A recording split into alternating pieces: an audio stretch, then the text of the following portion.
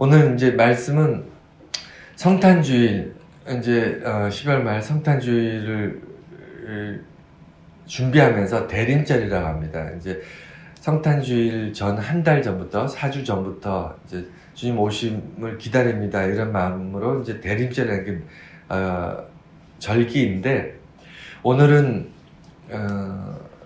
첫 시간으로 대림절을 준비하면서 자유라는 것을 한번 생각해 봤어요.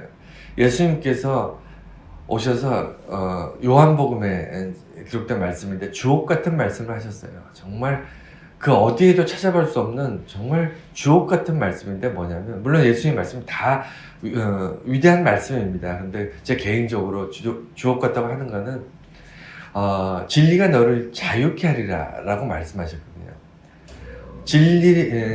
진리를 깨닫고 진리를 발견하는 사람은요 자유롭대요.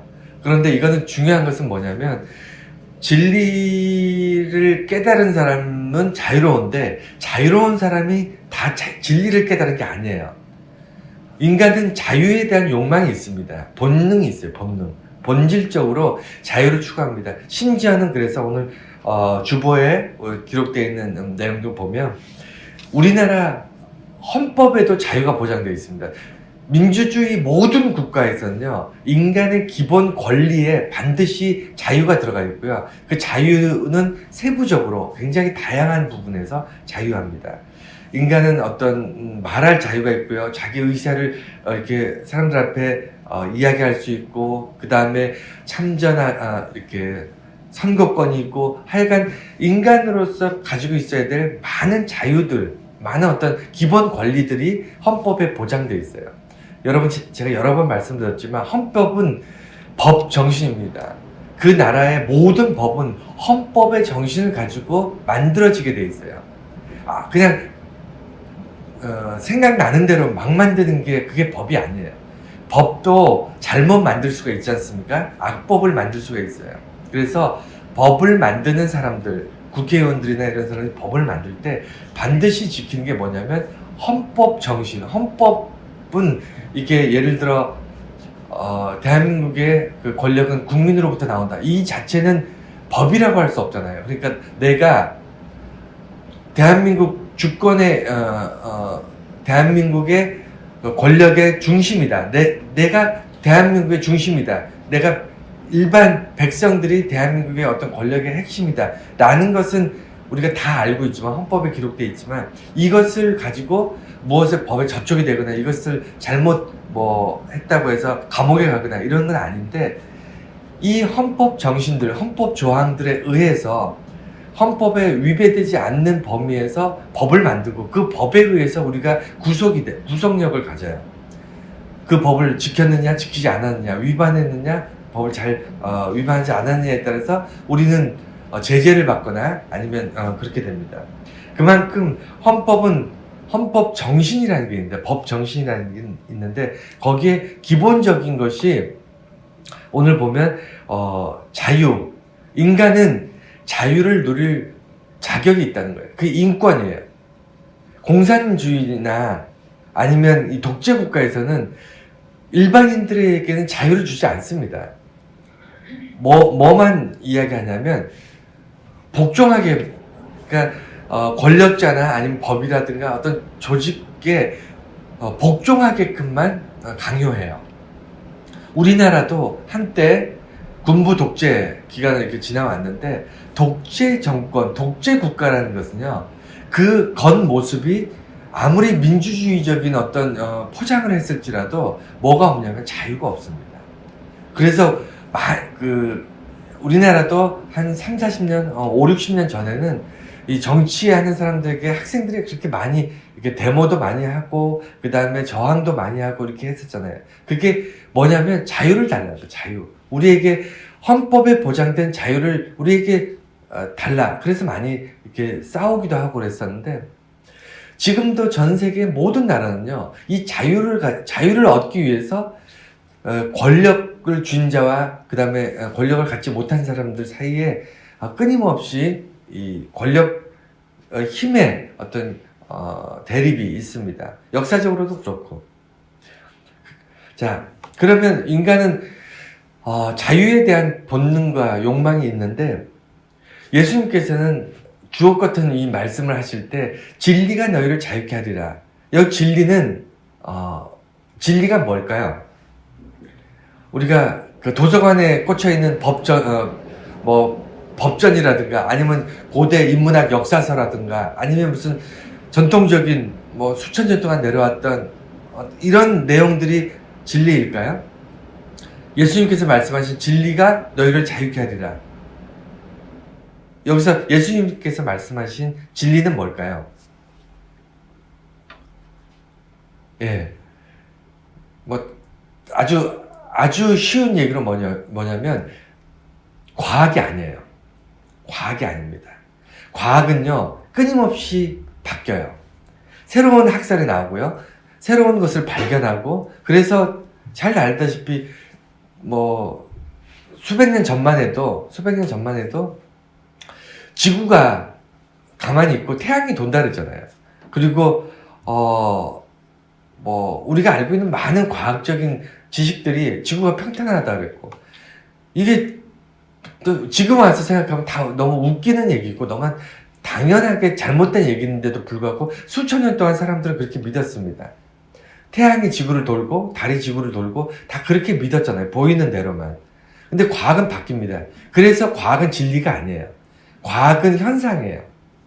그러면 진리라는 것은 뭐냐면 수천 년이 지나도 그리고 상황에 따라서 사람에 따라서 바뀌는 게 아니라 모든 사람들, 모든 인생의 모든 역사 속에서 변함없이 동일한 것, 그것을 진리라고 하거든요.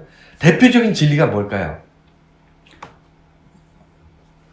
우리가 눈으로 딱 봤을 때 대표적인 진리, 가장 쉬운데 우리 눈에, 영주야, 뭐가 있을까? 대표적인 진리가 단 한 번도 바뀐 적이 없어. 그리고 예나 지금이나 동서 고금을 통해서 한 번도 바뀌지 않은, 그게 뭘까? 여러 가지가 있을 수 있겠습니다만 대표적인 게 인간은 죽는다는 거예요. 그렇지 않습니까? 인간은 죽는다. 단 한 명의 인간도 영원히 산 사람이 없습니다. 이런 걸 진리라고 그래요. 그냥 변하지 않는 어떤, 모든 사람이 당연히 받아들이는 것. 이것을 무슨 과학적으로 증명하고 그럴 필요가 없는 것. 이것이 진리인데 예수님께서 뭐라 그러셨냐면 진리가 너를 자유케 하리라. 우리는 모든 사람이 죽는다는 것 때문에 자유로울 수 있어요. 뭔가 영원히 살 것처럼 욕심내고 뭔가 욕망 속에 매이지 않습니다. 언젠가는 죽기 때문에 이 땅에 모든 건 내가 움켜쥐고 있지만 이거 놔야 될 때가 온다는 것을 알고 있기 때문에 자유로울 수 있습니다. 우리는 죽은 다음에는 그 끝이 아니라는 것을 알고 있기 때문에 이 땅에서 내가 믿음 가운데 살 수 있는 거예요. 이 땅에서 내가 좋은 직장을 갖고 그 다음에 좋은 사랑하는 사람들끼리 만나서 아름다운 가정을 이루고 자녀를 낳고 이 땅에서 행복한 삶을 영위하지만 이것을 계획하는 것이 내 삶의 전부가 아니라는 것을 알아요. 이게 다가 아니라는 것을 알고 있습니다. 보이지 않는 것이 있다는 걸 알아요. 그래서 내가 보이지 않는 것들을 바라보면서 그것을 영원한 것으로 믿고 따라가기 때문에 우리는 진리가 내 삶을 자유롭게 하는 겁니다. 그러면 오늘 내용이 되게 많아서 하여간 최대한 빨리 말씀을 이제 들을 테니까 집중해서 들으시기 바랍니다. 왜냐하면 어려운 내용들이 좀 있어요. 하지만 자유라는 것을 조금만 더 우리가 좀 이렇게 깊이 있게 한번 생각해보는 그런 계기가 되셨으면 좋겠습니다. 먼저 첫 번째는 종교와 자유, 네 가지를 이제 했는데, 헌법이 보장하는 종교의 자유와 두 번째는 종교 안에서의 자유, 세 번째는 인본주의 안에서의 자유, 네 번째는 자본주의 안에서의 자유, 이 네 가지를 한번 생각해 보려고 합니다. 깊이 있게 다루려면 하나하나의 주제들이 정말 강의를 해도 아니면 설교를 해도 1시간, 2시간 가지고 안 되는 정말 깊이 있는 내용이라 쉽게 핵심적인 것들만, 결론들만 쭉 말씀드릴게요. 헌법, 아까 말씀드린 것처럼 헌법은 인간의 어떤 권리를 이야기할 때 반드시 그 사람이 자유롭게 선택하고 결정하고 할 수 있는 권리를 보장을 합니다. 그 사람 안에서 자유를 보장을 해줘요. 물론 평등이라든가 다른 권리들도 있습니다만 제일 중요한 것 중에 하나가 인간의 자유를 보장을 하는데 이 자유 중에 종교의 자유가 있어요. 이 종교의 자유는 우리 헌법 안에는 종교를 선택할 자유가 있습니다. 모든 사람이 우리나라 헌법뿐만 아니라 전 세계 모든 자유민주주의 국가에서의 헌법, 모든 국가들의 헌법이 있는데 그 헌법 안에는 인간이 종교를 선택할 자유가 있어요. 공산국가를 제외하고는 모든 나라가 이것을 보장합니다. 선택의 자유와 함께 종교 생활을 누릴 수 있는, 다시 말해서 집회를 한다든가 이렇게 모여서 예배를 드린다든가 이런 거에 대해서 이것을 보장해줘요. 헌법이. 그런데 한번 생각해 보세요. 종교의 선택의 자유가 있고 종교 집회를 할 수 있는 자유가 있지만 제한을 받을 수 있을까요? 있을까요? 없을까요?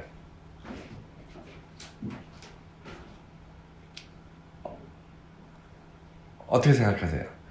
헌법에 보장되어 있어요. 헌법에 종교의 종교를 선택할 자유와 종교를 누릴 자유, 다시 말해, 집회를 하거나 종교 활동, 봉사 활동, 아니면 전도 활동을 할 수 있는 모든, 이 자유가 보장되어 있어요, 헌법에.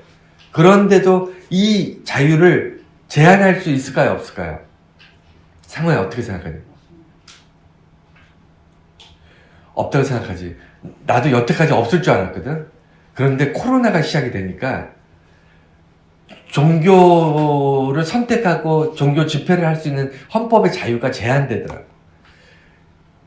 그것을 깨달은 게, 그래서 깨달은 게 뭐냐면, 헌법 안에서도 우리 인간에게 보장되어 있는, 모든 인간에게, 자유를 보장하지만 그 인간에게 보장하는 자유 위에 더 큰 어떤 것이 있는 거예요. 더 큰 것에 의해서 인간의 자유가 어느 정도 제한될 수 있다는 것을 깨닫게 됩니다.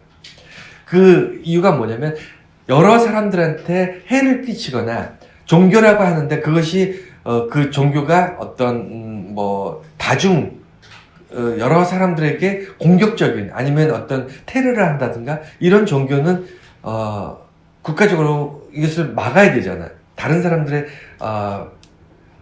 다른 사람 안전이라든가 어떤 이런 것들을 위협할 수 있는 그런 종교들은 사이비 종교들은 국가에서 법으로 제재시키고 거기에 가입되지 못하도록 아니면 그런 위험한 종교 활동을 할 수 없도록 제재시키는 것.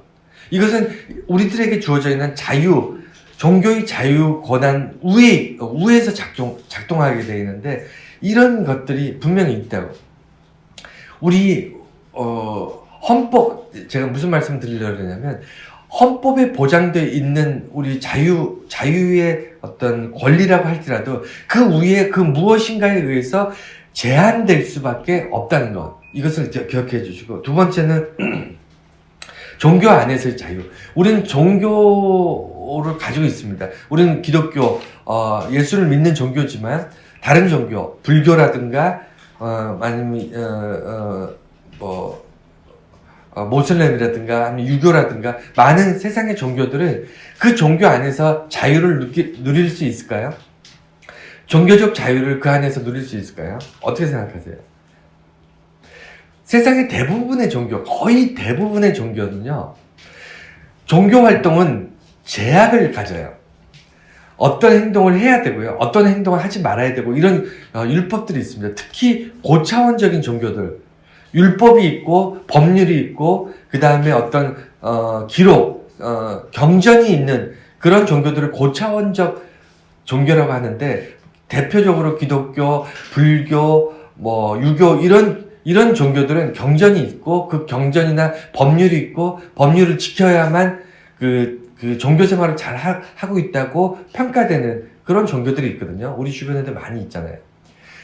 그래서 오히려 종교라는 것은 종교 생활을 하면 자유를 누리는 것이 아니고 종교 생활을 하면 할수록 점점 어떻게 되냐면 제약을 받아요. 힘들어져요. 하지 말아야 될 것도 많고 무엇인가에 의해서 제한을 받거나 아니면 평가를 받는 것들이 많습니다. 그래서 종교 안에서의 자유라는 것은 이 역설적이에요. 종교를 내가 선택하지만 사람들이 여러 가지 종교들을 선택하지만 그 종교를 선택함으로 인해서 자유를 누리는 게 아니고 종교를 선택함으로 인해서 삶이 제한을 받습니다. 헌법도 제한이 있다고 말씀드렸죠. 종교도 종교 안에서 제한이 있어요. 그러면 또 세 번째 보면 인본주의. 그래서 세상은 종교 중심으로 세상이 돌아가다가 종교 개혁이 일어납니다. 그리고 기독교가 나오고 그 이후에 약 300년 전에 어떤 일이 발생하냐면 인류는 산업화되기 시작하면서 인본주의, 르네상스 시대라는 것이 시작이 돼요. 다른 말로 얘기하면 인간 중심의 세상이 나온 거예요. 신 중심의 세상이었는데 인간이 수천 년 동안 신이 더 컸어요. 우리는 이제 하나님을 믿는 사람이지만 뭐 하나님을 알지 못하는 사람들도 원시 부족들, 전 세계는 어떤 미개한 민족들, 모든 민족과 나라와 이런 것을 초월해서 모든 인간들은 신이 더 컸어요.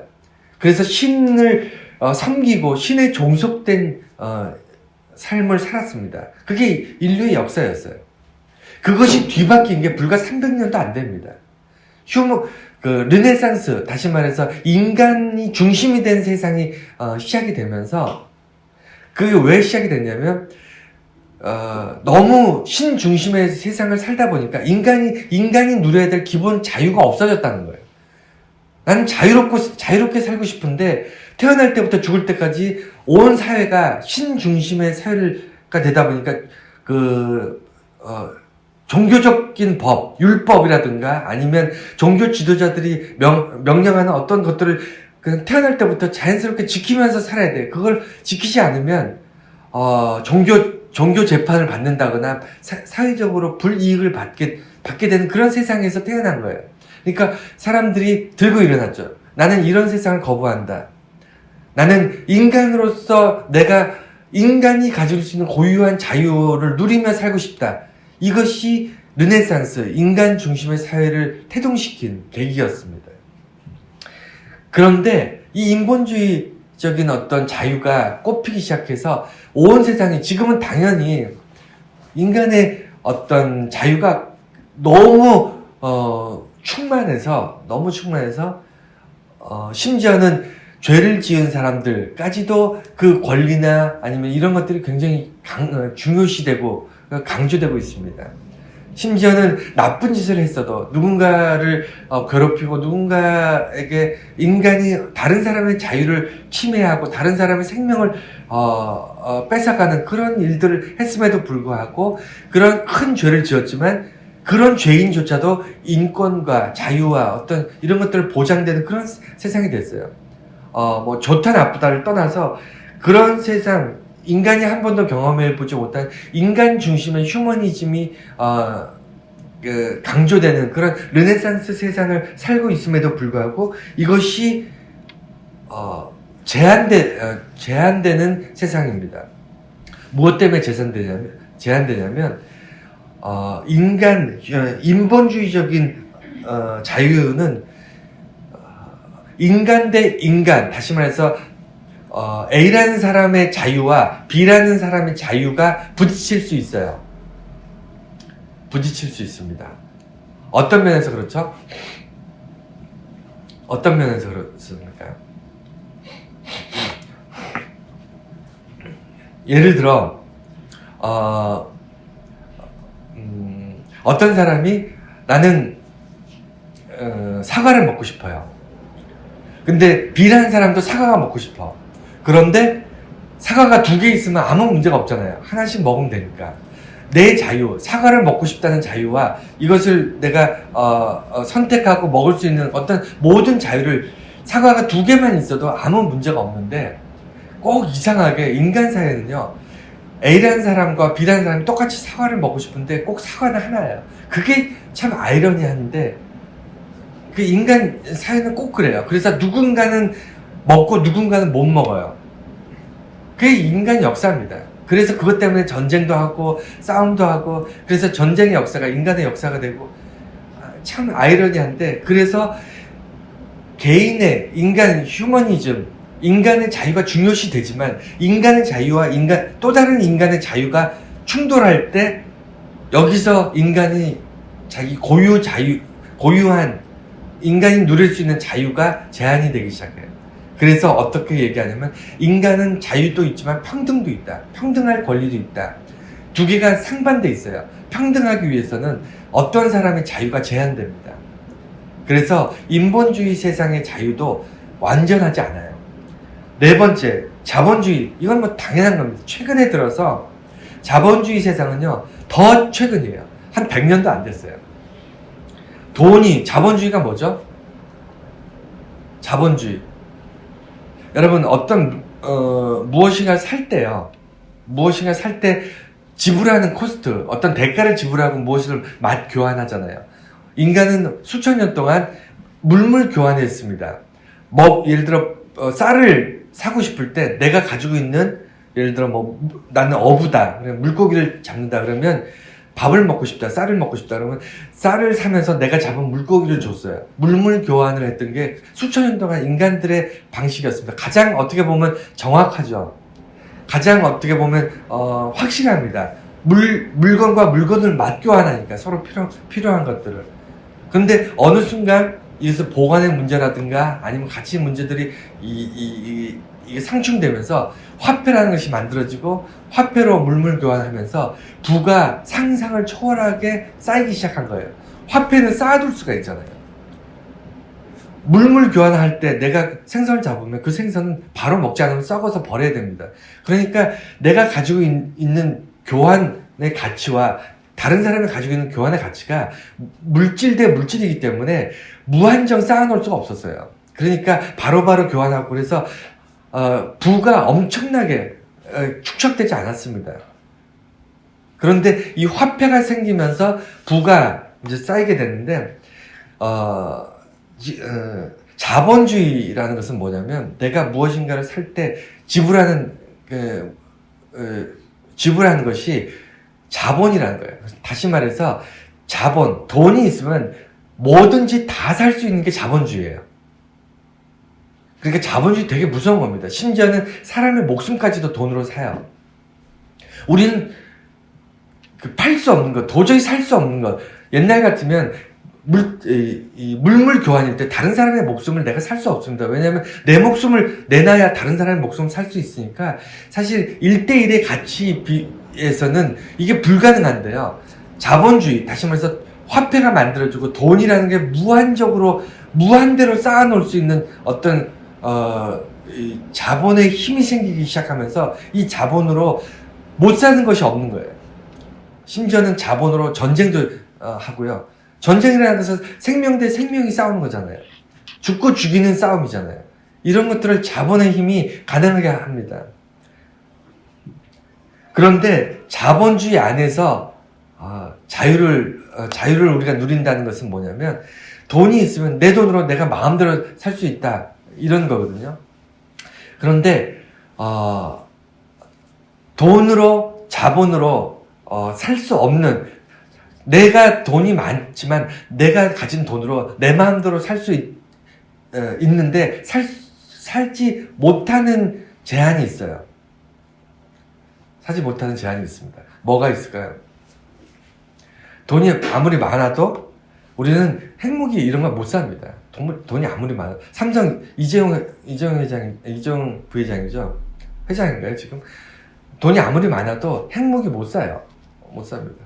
돈이 아무리 많아도 다른 사람의 생명을 함부로 이렇게 사고팔고 하지 못합니다. 누군가를 돈이 가능은 해요. 돈을 들여서 살인 청부업자 이런 사람 고용해서 다른 사람의 생명을 뺏을 수는 있습니다. 이게 사회적으로 비일비재하게 일어나는 일이지만 이게 법적으로 용인되지 않습니다. 아무리 돈이 많아도 안 되는 건 안 돼요. 제가 이 종교와 자유에 대해서 이 말씀을 쭉 드렸던 이유는 이 네 가지를 쭉 보면서 인간은 자유를 누릴 권리가 있습니다만 권리가 있고 자유를 누리게 법적으로 헌법에 조항이 되어 있고 우리 사회에서도 인간의 자유를 존중해주고 자유를 우리가 선택하고 살아갈 수 있도록 모든 것이 다 갖춰졌지만 완벽하지 않다는 거예요. 그 말씀을 드리는 겁니다. 유일하게 완벽한 자유를 말씀하시는 분이 있는데 그분이 누구냐면 예수 그리스도예요. 인간이 헌법적으로도 종교적으로도 인본적으로도 자본적으로도 우리는 제한될 수밖에 없는 자유, 그러나 완벽한 자유가 딱 하나 있는데 그것을 말씀하신 분이 예수 그리스도예요. 너희가 진리 안에서 완전한 자유를 누린다는 거예요. 진리가 우리 안에 있을 때 우리는 완전한 자유를 누릴 수 있어요. 제약이 없는, 제한된, 어디 선까지만 자유를 누리고 그 이상은 안 돼 라는 제약이 없는 완전한 자유를 누릴 수 있다는 겁니다. 두 번째, 오늘은 여기까지 말씀 나누고 다음 주에 기독교 안에서의 자유와 예수님께서 주신 자유를 좀 더 살펴보려고 하는데 그냥 빨리빨리 해서 오늘 마칠까요? 한 10분만 더 투자를 하면 오늘 마칠 수 있는데 사실 이 종교와 자유에 대한 이 서론이 길 수밖에 없습니다. 그래서 좀 시간이 갔지만 좀 빨리빨리 하고 오늘 전체 내용을 마치겠습니다. 그러면 성경에 그럼 우리가 믿는 기독교 안에서 자유란 어떻게 볼 수 있는가? 기독교에서 제일 중요한 게 뭐냐면 성경입니다. 하나님의 말씀이 성경이 제일 중요하거든요. 왜냐하면 누군가가 무슨 설교를 하고 누가 무슨 이야기를 하고 누가 무슨 계시를 받고 꿈에 하나님께서 뭐라고 말씀하시고 다 필요 없어요. 성경에 기록됐느냐 안 됐느냐를 우리는 결정합니다. 그게 기독교예요. 말씀 중심입니다. 말씀 중심. 예수님께서 우리에게 원하시는 건 무엇이냐면 말씀에 기록된 내용을 가지고 우리가 살피는 거예요. 그래서 기독교는요, 우리가 믿는 기독교는 성경 중심이에요. 그냥 기도해야 됩니다. 예배 드려야 되죠. 하지만 타 종교, 불교도 기도하고요. 모슬렘, 힌두교 다 기도합니다. 기도 안 하는 종교 없어요.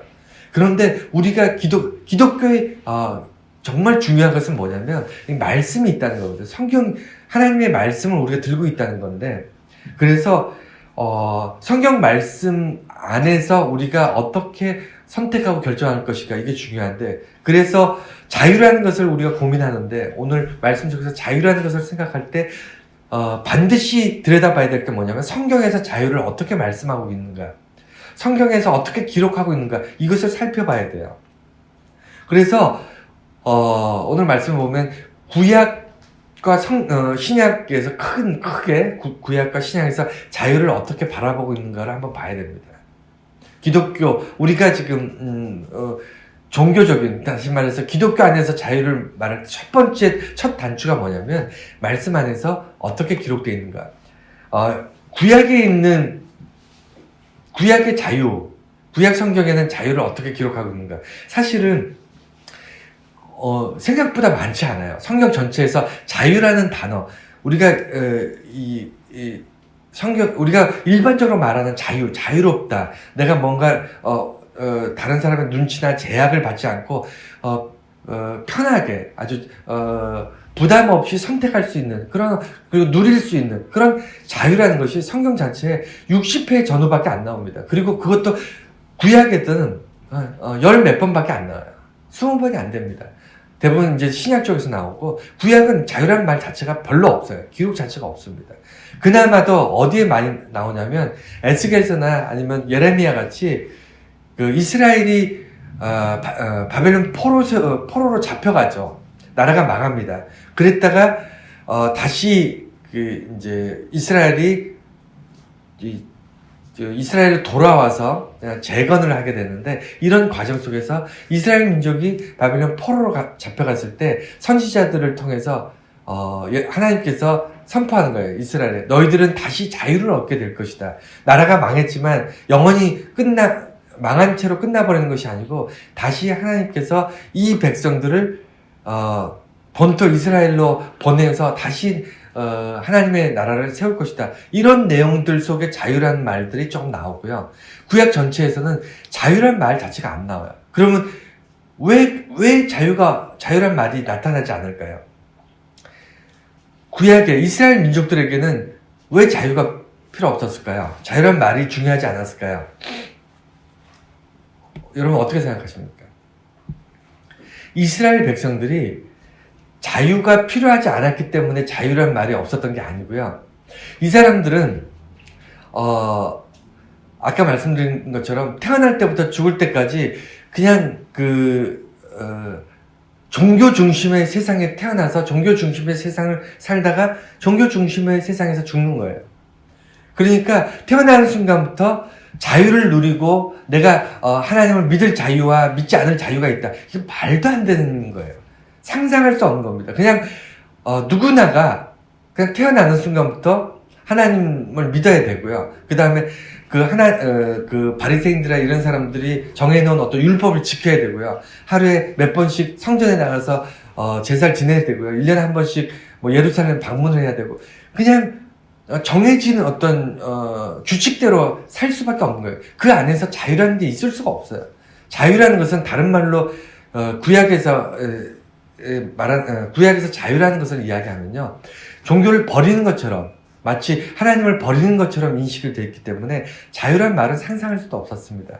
그런데 재밌는 것은요, 구약 성경에서 자유라는 말 때문에, 자유라는 것이 그 개념 때문에 이스라엘 백성들은 하나님을 사실은 믿고 있었지만 한편으로는 또 문제가 뭐였냐면 이스라엘 백성들은 우상을 섬기잖아요.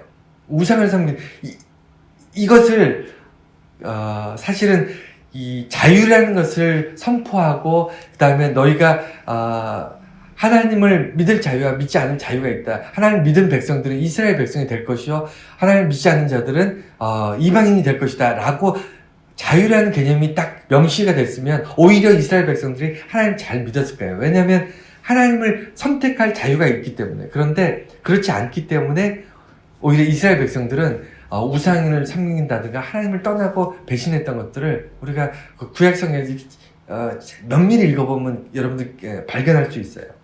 그래서 이 시대를 비교해서 이렇게 보면요, 태어날 때부터 교회를 나갔던 사람들, 우리 권사님이나 집사님, 우리 좀 나이가 있는 우리 이 세대들은 아마 모태신앙이 많지는 않을 거예요. 그런데 우리 아이들 아마 상우도 모태신앙일 거고 승주, 영주 다 우리 아이들은 이제 모태신앙이 많은데 태어날 때부터 부모가 교회를 다니고 부모가 권사고 장로고 목사고 하기 때문에 뭐 어쩔 수 없이 선택의 여지 없이 그냥 나온 거잖아요. 저 아이들한테 너가 교회 갈래 말래, 예수 믿을래 안 믿을래 선택하라고 한 적이 없잖아요. 쟤네들이 구약 성경하고 똑같은 거예요. 구약의 이스라엘 백성들하고 똑같은 겁니다. 그냥 모태신앙인 애들, 모태신앙으로 자라왔던 애들뿐만 아니라 이제 성인들도 있습니다만 3대가 예수 믿는 가정, 이런 가정들도 있어요. 사실 주변을 보면. 근데 이런 사람들은 뭐냐면 태어나서 한 번도 선택해보지 못했어요. 하나님을 선택하지 못했어요. 그랬기 때문에 우상을 섬기기가 쉽습니다. 하나님을 섬기는 거는 내가 선택해서 섬기는 게 아니라 그냥 어쩔 수 없이 섬기고 있어. 그냥 부모가 섬기고 교회 끌고 가고 크리스마스 때 율동하고 부활절에 칸타타 하고 그냥 교회 중심의 삶을 살았어요. 자기가 선택한 게 아니라. 그래서 하나님을 믿기는 믿는데 다른 것이 너무 매력적이야. 그래서 다른 것을 의지할 때도 있고, 예를 들어 자기의 어떤 우상들, 우상이 영어로 아이돌이잖아요. 우리는 젊은 세대들 다 뭔가 우상들을 쫓고 살고 있습니다. 교회는 나오고 있지만 학벌이 좋고요. 그 다음에 돈이 좋고요. 그 다음에 어떤 취미생활이 됐든 이런 것들이 자기 마음을 온통 빼앗기는 컴퓨터 게임이라든가 이런 것들 다 우상이거든요. 엄밀히 따지면 우리한테 그것들이 절대 가치를 가져요. 이 아이들한테는 태어날 때부터 교회는 다녔지만 우상과 함께 섬깁니다. 여러분 그런 거 못 보시나요? 그게 구약의 이스라엘 백성이에요, 그냥.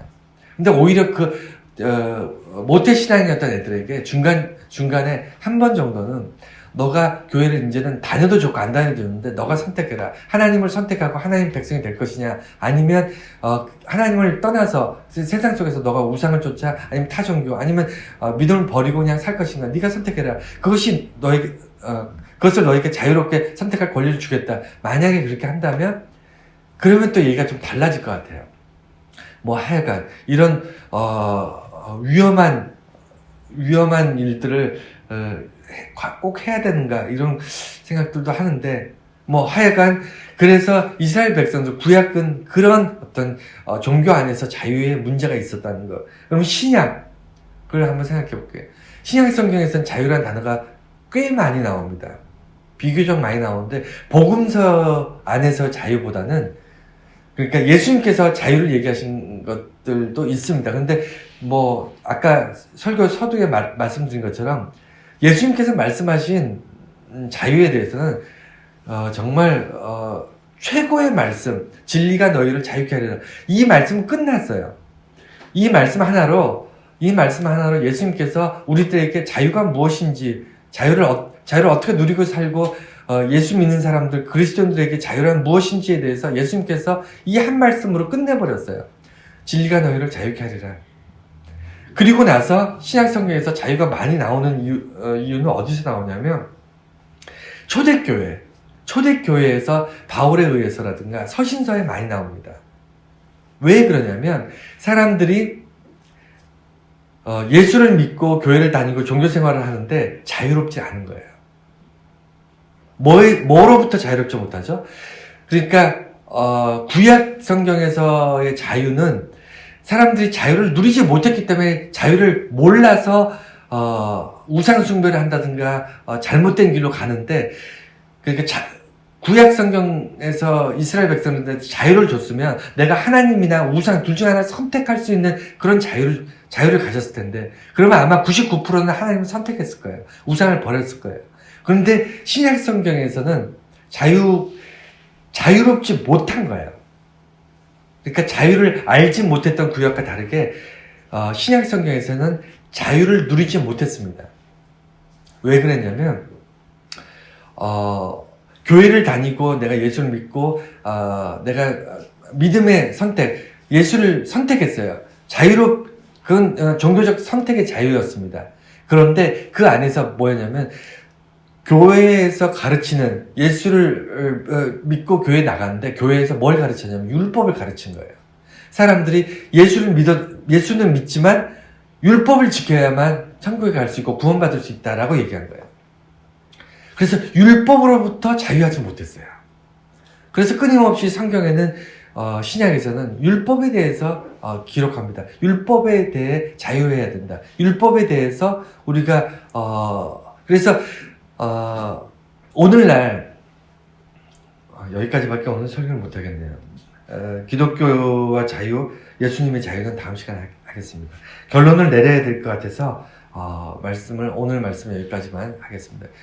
오늘 말씀의 결론은, 우리 종교 생활을 하고 교회를 오래 다녔지만, 어릴 때부터 다니신 분도 있고 태어나서부터 교회에 출석하신 분들도 있지만, 정말 종교 안에서 자유라는 것을 여러분 고민해 보셔야 됩니다. 교회를 나오거나 안 나오는 자유를 이야기하는 게 아니에요. 예수를 믿는 사람들이 세상으로부터 누려야 될 자유를 뺏기고 있다는 거예요. 예수를 믿는 사람들이 삶의 어떤 굴레, 삶의 어떤 고난, 살아가면서 우리가 짊어져야 될 무거운 삶의 어떤 굴레, 이런 것들로부터 자유할 수밖에 없는데도 이 자유를 누리지 못하고 산다는 거예요. 심지어 자유가 뭔지도 모르고 살아요. 심지어 자유를 빼앗겨서 오히려 교회 다니기 때문에 더 힘들게 살아요. 교회 다니기 때문에 더 어렵게 삽니다. 주일날 아침에 교회 나가려고 일어나는데 매주 일주일에 한 번씩 매일 힘들어요. 나가야 되나 말아야 되나, 안 나가면 안 될까, 꼭 나가야 될까, 매주 일주일에 한 번씩 늘 고민하면서 힘들어하면서 합니다. 이거는 자유를 뺏긴 거예요. 자유를 뺏긴 겁니다. 내가 교회를 다니면서 세상에 사는데 내가 하나님 믿기 때문에 손해를 봐야 돼. 이런 데서 내가 남들은 다 거짓말하면서 다 속이면서 자기 것 챙기면서 사는데 나는 하나님을 믿는 사람이기 때문에 베풀면서 살아야 되고 나는 어떤 좀 아름다운 모습을 보이려고 사람들 다 나 교회 다니고 예수 믿는 거 알아. 그래서 내가 이 순간에 남들처럼 내 욕심 내고 나 욕을 하고 막 화를 내면서 아니면 이렇게 살고 싶은데 이렇게 막 올라오는데 꾹 참으면서 내가 그렇지 예수 믿는 사람인데 교회 다니는 사람인데 이런 모습 보이면 안 되지. 어떨 때는 막 화가 나고 이것이 내가 누릴 수 있는 자유를 뺏긴 것처럼 생각합니다. 그런데요, 예수님께서 강조하신 게, 오늘 말씀에서 강조하신 게 뭐냐면, 너희들이 태어날 때부터, 다음 주 이제 결론이랑 같이 말씀드릴 텐데, 태어날 때부터 결정된다는 거예요. 우리는 종의 자녀로 태어났느냐, 자유인의 자녀로 태어났느냐로 결정이 된다는 거예요. 종의 자녀로 태어난 사람은 종이에요. 노력해도 종입니다. 돈이 많아도 종이고요. 아무리 자유를 줘도, 자유 권리를 줘도 한계가 있어요. 종의 자녀는 종일 수밖에 없어요. 아무리 주인이 종에게 너가 많은 자유를 누리고 네 하고 싶은 대로 다 해라. 하지만 종은 종일 뿐이에요. 절대로 자유인이 아닙니다. 자유로 살려면 자유인으로서 태어나야 돼요. 하갈과 사라에 대해서 다음 주에 또 말씀 드릴 텐데, 하나님께서 강조하시는 게 뭐냐면, 우리는 노력해서 자유인으로 살지 못합니다. 우리가 자유민주주의 국가에 살기 때문에 자유인 택도 없습니다. 여러분 그렇게 자유를 누리고 사나요? 자유민주주의 국가에 살았지만 우리는 정치에 따라서 휘둘리고 언론이나 주변의 사람들의 아니면 교육에 의해서 우리는 잘못된 정보나 이런 거에 의해서 충분히 왜곡된 판단과 결정할 수 있고, 그것 때문에 우리가 고장난 무슨 기관차처럼 막 이렇게 살 수도 있어요. 얼마든지 우리는 자유롭지 못한 삶을 살 수 있습니다. 외부 환경에 의해서. 여러분, 헌법에 자유가 보장됐다고 나는 헌법에 보장된 자유대로 살 거야. 그렇게 살 수 있습니까? 안 된다니까요. 안 돼요. 한계가 딱 있습니다. 전염병이 딱 들어오니까 교회 예배 못 드리잖아요. 모이지 못하게 딱 해버리지 않습니까? 인본주의 사회에서 산다고? 여러분, 인간이 얼마나 가치를 누리고 삽니까? 여러분, 지금도 이 추운 날 달동네 한번 올라가 보세요. 방에 불 못 대고 사는 독거노인들 숱하게 많습니다. 복지? 그런 거 다 있는 사람들 얘기예요. 없는 사람들은요, 정말, 지금 그래도 많이 좋아졌습니다. 이제 동사무소에서, 동사무소 옛날 말이죠. 이런 데서 막 찾아다니면서, 많이 좋아진 게 지금 이 정도예요. 자본주의 사회에서, 여러분, 우리가 돈 앞에, 돈의 노예지, 그리고 돈 있는 사람의 노예지, 이게 정상적인 인간의 삶입니까? 우리가 왜 좋은 직장 다니려고 그러고, 왜 좋은 대학 가려고 그러고, 왜 한 푼이라도 더 일을 해서 돈을 많이 벌려고 그러죠? 돈이 인격이고요. 돈이 계급이고요. 돈 앞에 인간들이 정말 비참하게 자기 자유를 뺏기면서 살고 있기 때문에 그러는 거 아닙니까? 이런 세상을 살아갈 때, 그러면 어떻게 해야 참된 자유로 살 수 있는가? 예수님께서 뭐라고 그러셨냐면, 진리가 너희를 자유케 하리라.